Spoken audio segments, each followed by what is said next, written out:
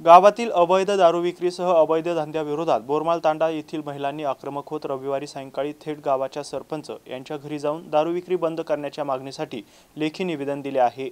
गावातील दारू विक्रीसह अवैध धंदे सुरू असलेले बंद करण्याची मागणी करून दारू विक्रीच्या विरोधात मतदान घेण्याची मागणी महिलांनी केली आहे।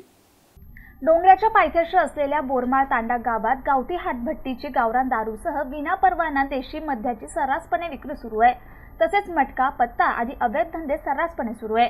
गावातील शांतता कायम राहावी आणि दारूमुळे उद्ध्वस्त होणारे संसार वाचवण्यासाठी गावात अवैध दारू विक्री बंद करण्यासाठी रणरागिणींनी रविवारी सरपंच सदाशिव राठोड यांच्या घरी जाऊन कैफियत मांडून लेखी निवेदन दिले।